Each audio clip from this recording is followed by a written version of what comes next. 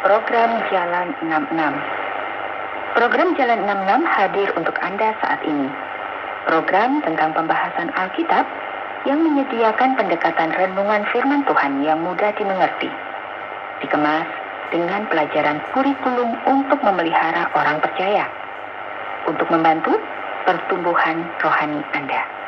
Dari KTWR Agana Guam, selamat mengikuti. Yang pemimpinnya atau dalam hal ini yang memberikan inspirasi dan lain sebagainya adalah individu tertentu. Jadi dikatakan di sana bahwa yang paling rumit adalah mereka yang berkata bahwa mereka berasal dari golongan Kristus. Semakin seseorang berpikir bahwa mereka lebih baik dari yang lain, akan semakin parah terjadi. Saudara pendengar, bersama dengan saya, Oti Priambodo, dalam program Jalan 66. Senang sekali karena bisa mempersembahkan program yang memberikan pengetahuan Alkitabiah dan menyuguhkan kepada kita jalan keselamatan. Kita ada dalam rangkaian pembelajaran, yaitu pada kitab surat 1 Korintus pasal yang pertama, yang akan disampaikan oleh Pak Yohanes dengan topik orang Kristen yang mengakibatkan perpecahan telah kehilangan visi yang benar. Saudara, sesuatu yang luar biasa ketika segala sesuatunya berjalan dengan baik dalam komunitas Kristen. Namun, sebagaimana yang telah dikatakan oleh Martin Luther King, kita harus belajar untuk hidup sebagai saudara atau binasa bersama-sama sebagai orang bodoh. Dan inilah tantangan kita hari ini. Dan apakah Anda sudah siap untuk belajar dari surat Paulus kepada jemaat di Korintus? Mari kita mengikutinya.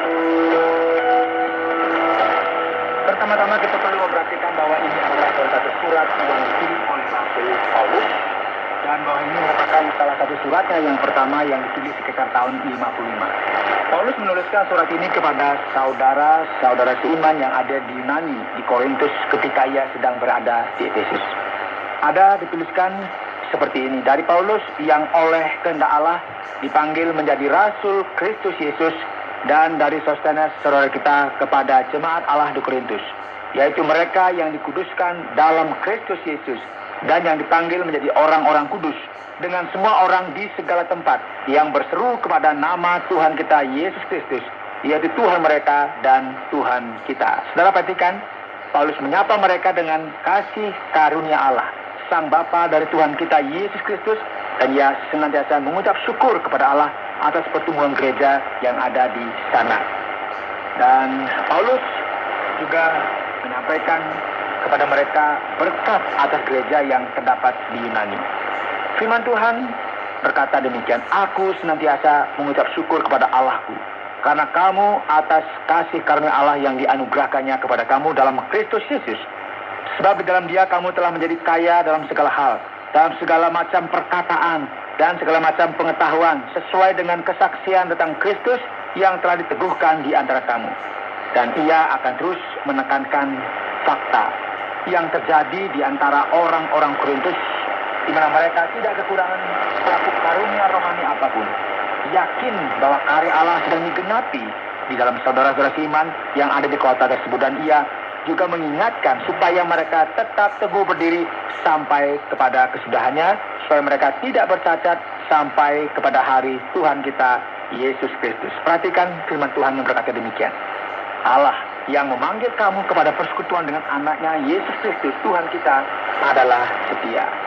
Saudara, ketika kita memahami apa yang terjadi di sini dengan perkataan yang positif, apa yang disampaikan oleh Paulus, tentu kita akan bersuka cita. Namun yang luar biasa yang terjadi di gereja yang ada di Korintus ini, adanya perpecahan.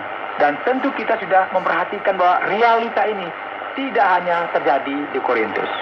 Saudara, seringkali sampai dengan saat ini ya, banyak orang Kristen yang berani menimbulkan perpecahan karena mereka telah kehilangan visi yang benar. Sebagaimana yang juga terjadi di jemaat di Korintus. Dan surat yang dituliskan dalam kitab Perjanjian Baru ini kita melihat perpecahan memang sebuah fakta.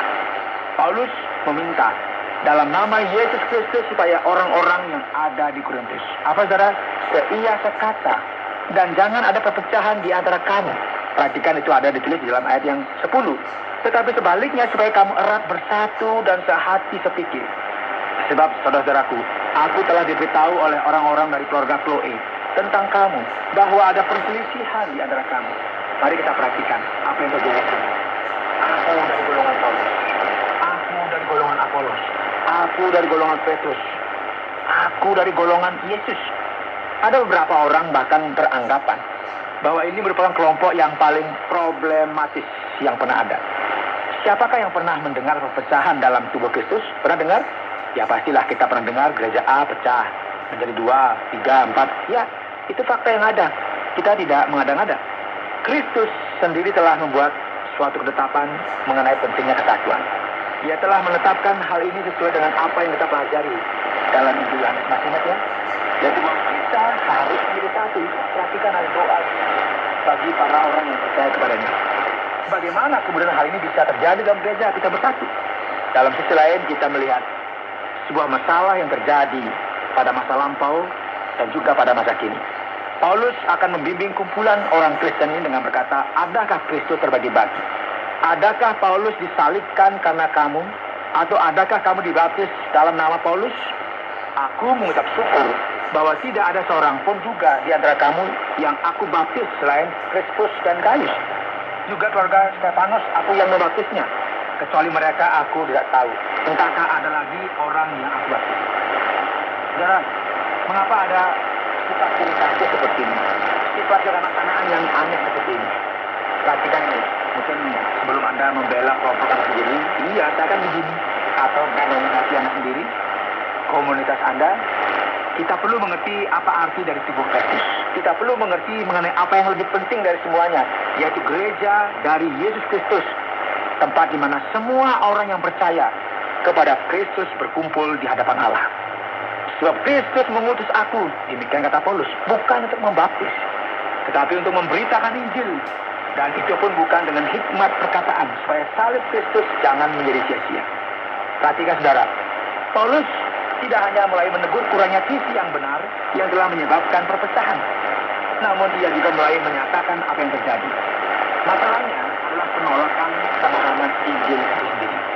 Mari kita perhatikan dengan baik, saudara. Ada beberapa orang yang benar-benar mengerti. Ada beberapa orang yang telah membuka hatinya untuk Kristus.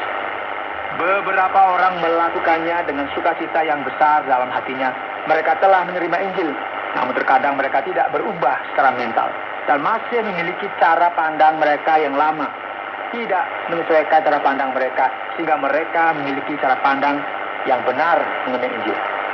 Apa yang terjadi dengan orang Korintus adalah bahwa mereka hidup dalam sebuah kota yang terdapat penyembahan berhala yang begitu kuat dan penduduk rata-rata jauh dari Allah. Saudara, mereka perlu menjadi matang sebagaimana yang terjadi di hari-hari juga. Paulus akan melawan konsep yang salah ini yang terdapat di dalam masyarakat itu sendiri. Dan gagasan pertama yang muncul sekali adalah hikmat manusia. Paulus akan menjelaskan dengan jelas apa artinya ini. Sebab pemberitaan tentang salib, perhatikan ayat 18, memang adalah kebodohan bagi mereka yang akan binasa. Tetapi bagi kita yang diselamatkan, pemberitaan itu adalah kekuatan Allah. Karena ada tertulis, aku akan membinasakan hikmat orang-orang berhikmat, dan kearifan orang-orang bijak akan kulenyapkan. Kita bisa lihat ini dalam Yesaya pasal 29. Paulus mempertanyakan keangkuhan dari umat manusia, konsep akan kebijaksanaan dan pengetahuan yang sejati. Di manakah orang yang berhikmat? Di manakah ahli Taurat? Di manakah pembantah dari dunia ini? Bukankah Allah telah membuat hikmat dunia ini menjadi kebodohan? Oleh karena dunia dan hikmat Allah tidak mengenal Allah oleh hikmatnya, maka Allah berkenan menyelamatkan mereka yang percaya oleh kebodohan pemberitaan Injil. Orang-orang Yahudi menghendaki tanda dan orang-orang Yunani mencari hikmat, tetapi kami memberitakan Kristus yang disalibkan.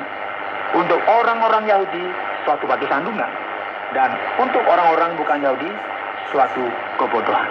Lengkap sekali. Kamu sekalian membangun di atas dasar hikmat manusia yang hanya didasarkan pada pikiran dan kesombongan manusia. Injil tidak masuk akal. Injil adalah suatu skandal. Injil adalah suatu hal yang tidak jelas bagi mereka yang tidak mengenal Allah. Nah sekarang ini tidak berarti bahwa Injil itu sendiri merupakan sesuatu yang tidak rasional. Namun Injil memiliki sebuah parameter yang jika kita analisa dengan sudut pandang yang rasional, dengan pikiran manusia, yang jika didasarkan pada budaya manusia, maka hal ini tidak akan bisa dipahami sama sekali. Hal-hal ini tentu belum cukup.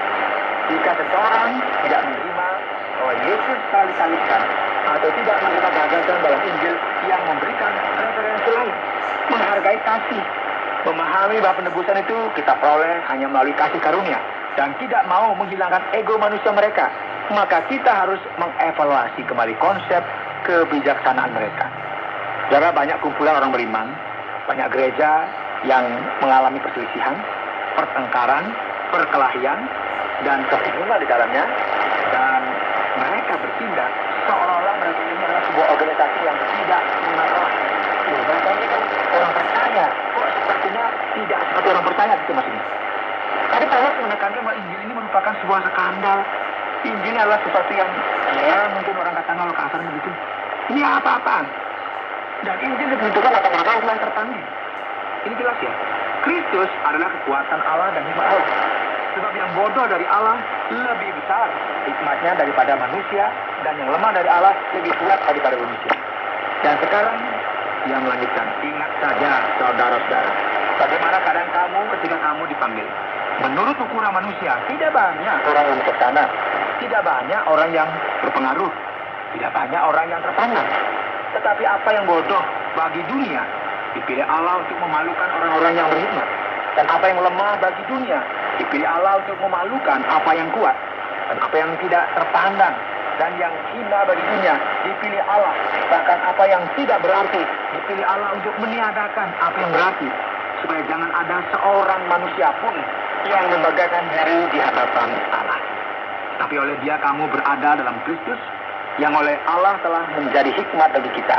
Ia membenarkan dan menguduskan dan menebus kita.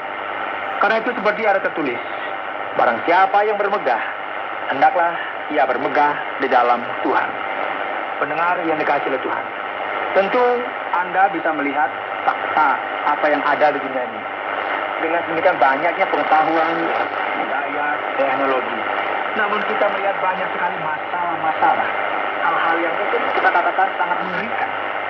Masalah utama dari keadaan ini adalah bahwa dengan semua pertumbuhan perkembangan manusia ini, maka tidak dibarengi dengan kerendahan hati, menyadari betapa terbatasnya kita, dan dengan memberikan tempat yang tepat kepada Allah di dunia ini, dengan berurusan dengan masalah atau kesombongan dan kebanggaan yang menguasai hati manusia ini dan membawanya keluar dari jalur, maka semua ini tidak akan berarti apa-apa. Jadi Allah memilih suatu cara yang seringkali sangat dibenci oleh dunia ini, sesuatu yang konyol gitu ya, sehingga melalui orang-orang ini atau jalur yang aneh ini, yang katakan begitu, Allah bisa membangun sebuah jalan yang luar biasa dan bijaksana, hikmat baru yang melampaui segala pengertian. Sekarang para pendengar, bagi Anda yang sedang mendengarkan program siaran ini, tetaplah untuk bersama dengan kami, karena sebentar lagi kita akan sampai pada bagian akhir yang merupakan kesimpulan dari pembelajaran kita hari ini. Saudara, hari ini dalam program Jalan 66, kita telah memulai rangkaian pembelajaran kita dalam surat Paulus yang pertama kepada jemaat di Korintus. Kita telah belajar bahasa yang pertama hari ini. Kita telah belajar bahwa orang Kristen yang menyebabkan perpecahan sebenarnya adalah kehilangan visi yang benar dan tidak memahami Injil. Orang tersebut tidak memahami pesan yang dibawakan kepada kita melalui firman Tuhan.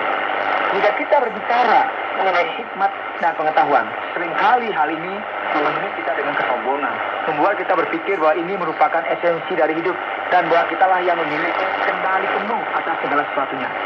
Kita perlu berhenti sejenak dan mencoba untuk memahami pelajaran besar apa yang kita bisa pelajari dari bagian ini. Kesimpulan apakah yang kita ambil?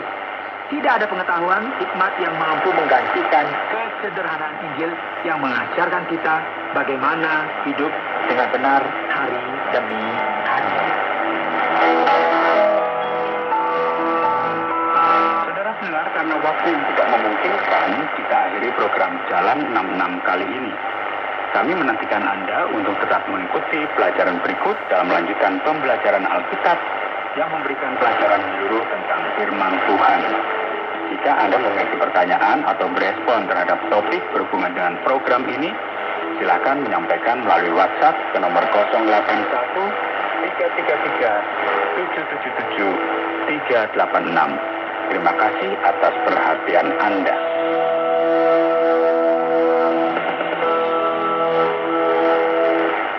Saudara pendengar, sampai di sini dulu perjumpaan kita bersama dengan program Jalan 66. Jangan sampai ketinggalan.